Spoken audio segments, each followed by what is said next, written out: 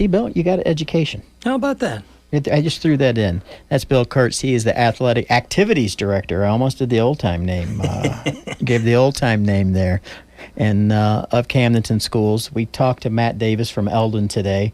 We're going to talk to Dr. Kirksey tomorrow and try to get the dates out, inform everybody of what's going on. But for what is a busy time of the year for you, still smiling. That's right. And it's and so what's it look like? What's it look like at Camdenton? What'd you guys do this summer? Oh, it's busy.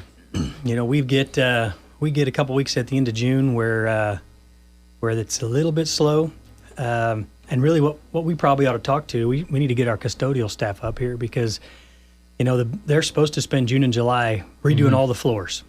Well, at the high school, they got to get it done in June, end of May and June, because our building's full. There's people there all the time. The ROTC guys have been back for a couple weeks. Band was there right away when school was out, and then they got a couple weeks off, and then marching band's been back in there for the last 3 weeks. And football camp all summer, volleyball, basketball. I mean, they are there. Weight training's there 3 days a week all summer long. The state makes us do a 10-day no-contact period around. We set it for around 4th of July, and if it wasn't for that, we'd be busy literally 365. You bet. It is. It's that's one of the things that has changed since I did it. I remember the summer days where you chain the doors. You literally chained the door. I don't know if the word literally is supposed to be used here, but we did. The doors were chained because you had the old handrails that you popped down, and they would chain those locked. They would do the gym floor, and I don't think it took as long as they always said. I think they just didn't want us in there. That's right. But that's one of the things that I think is the big difference. If you play a sport now, it's all the time. Right. And if you play 2 or 3, you're gone all summer. Yeah, we've got, the Misha's got a whole bunch of rules, and I don't complain about them, about the group, because they try to keep us all in line. But the rule is 20 contact days per sport. But, if I had my druthers, I'd have kids playing 2 or 3 sports. I'd have them involved in everything. Good, well-rounded athlete, injury prevention, all that stuff. But even thinking about that, if you follow the rules, you only spend 20 days on your fall sport and 20 on your winter sport, 20 on your spring sport. That's 60 days of summer. Yeah. And your summer's gone. So even if the kids don't participate in 3 sports, we've got all those sports putting in 18 to 20 days. And they're there. They use the facilities. They use them up, and it's a busy, busy summer. It's great. It is. Before we went on the air, we were talking about, keep your fingers crossed, some of the things that go wrong. And it's, right. There's a lot that goes right, but behind the scenes, there's a lot that goes wrong. Whether it's checking everything out, and there's a point here. Where they're checking all the scoreboards out, all the facilities, making sure that everything is ready to go, because, my friend, Monday is the big day. That's it. Yeah, and it's like we were talking earlier. I'm in the gym making sure that we can have a volleyball game. Mm-hmm. We got new boards up. We got lots of good sponsors. We got Marcus Sikora with State Farm has done a ton of fundraising and got all kinds of stuff for our athletes. Well, that doesn't look very good if you show up and it doesn't work. So we're plugging things in and making sure everything works the way it's supposed to. Absolutely. What activities you got on Monday? All fall sports have started. They've done camps, they've done whatever, and they're ready to start. So we've got football, we've got soccer, and we've got swim for boys, cross country's boys and girls. We've got tennis and golf for girls. We've got volleyball for girls. Softball will start. We've got all the fall sports cranked up, ready to go, and that doesn't mention the activities. You've got cheer and dance and marching band. It'll be a little bit after school starts before the speech and debate group gets in, but they really start earlier than winter sports. Mm-hmm. But all of those activities are ready to go. At the middle school level, we've got volleyball and football and cross country, again, for boys and girls. So all of those folks will be raring to go, ready to start. We've got a first practice sheet, fall sports first practice information out there on the school website. It lists all the sports, what day they start, which is Monday for all the high school sports, what time and where, and then little contact information that they can get from coaches. So that'd be the easiest spot for people to go, get on the school website, get familiar with it, but go to athletics and look for that first practice sheet information. And we get a lot of phone calls this week. This is the time people that haven't been doing weights all summer start thinking about it, and they'll give us a call, and we'll tell them to be here at this time. And the big thing for folks to remember is if you show up for the first day of practice, that's great, but have a physical. If you didn't come to our sports physical night, go to the doctor, go somewhere and get you a sports physical before you show up, because we are not allowed to let you practice without it. So have a physical, but then show up, be part of it on Monday, get involved with something, and we've been happy to have you. You know, the physical part of it is something throughout.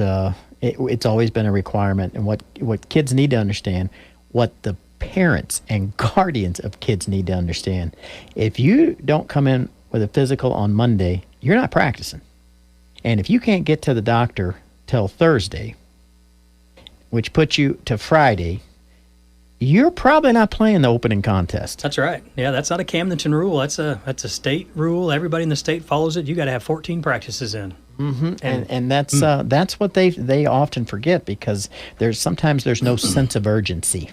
And so there is a sense of urgency. If you want to participate in that activity, I'm not talking about if you're good, if you're an all-star, or maybe you just, it's very important just to be involved in something. But guess what? It's the same physical. Yeah, that's right. And so make sure you have that. Any changes to the staffs? Any changes to the coaching staff? You got anybody new coming in that, hey, they're taking over this program? We've got a lot of assistant coach changes. Winter sports, we'll have new middle school basketball coaches. There's different folks in there. We've got Faith High coming in as a volleyball coach at the middle school level here in the fall. We lost our freshman girls basketball coach. Coach McGuire won't be helping us anymore this winter, but a lot of assistants, a lot of changes there, but we'll see the same leadership in all of our sports next for this coming fall that we had last year. Excited about a lot of those folks coming in. We're looking for a little bit more consistency at the middle school level with basketball especially. We've had a lot of turnover there, and I think we've got a group in that will be here for several years and be able to help us build the program. Absolutely. When we come back, we're going to take a quick break. When we come back, I want to talk a little bit more about middle school coaches.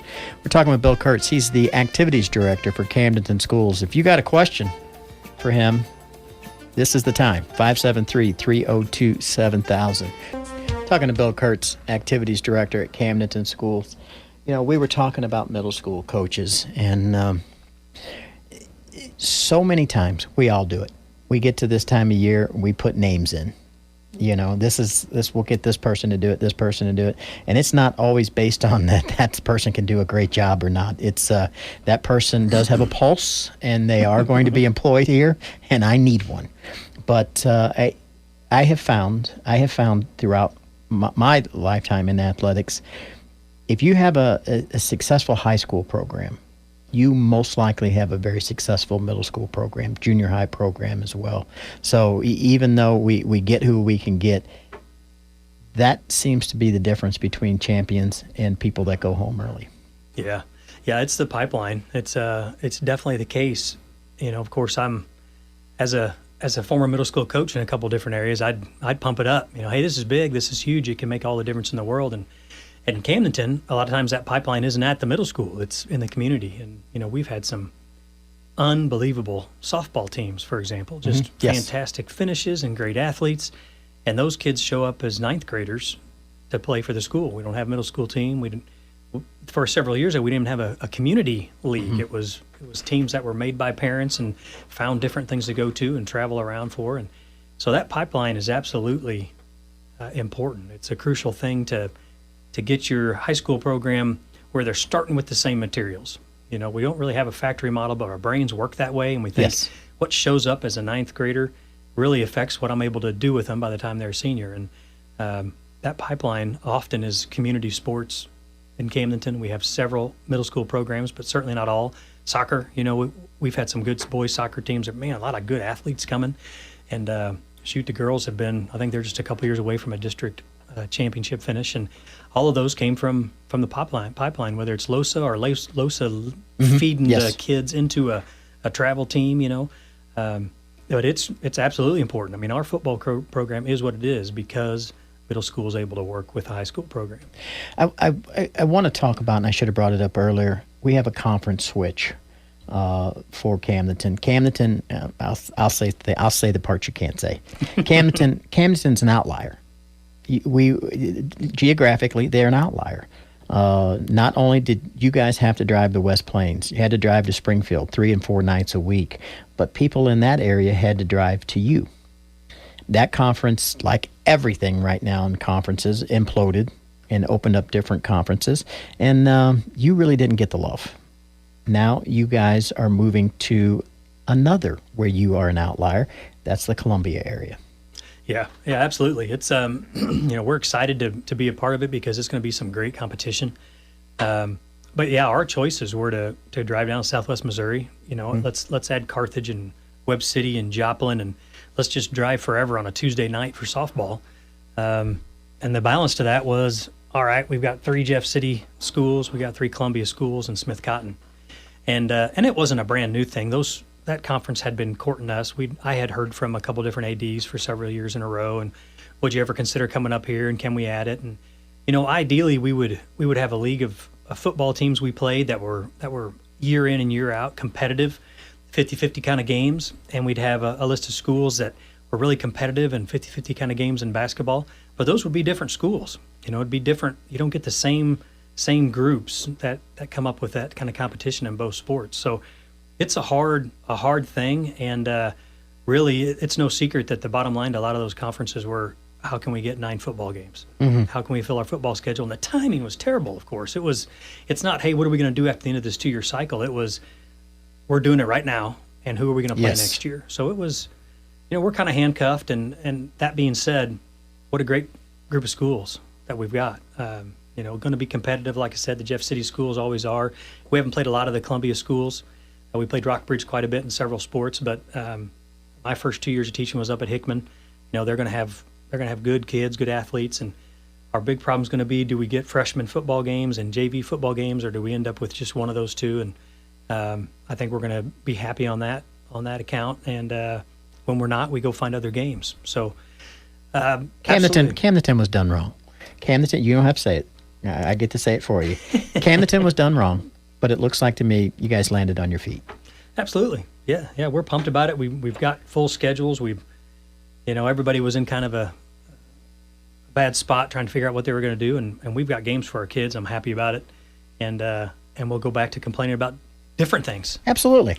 I've got a list. We'll All right, get to it next time. Bill Kurtz, he's the AD for Camdenton Schools.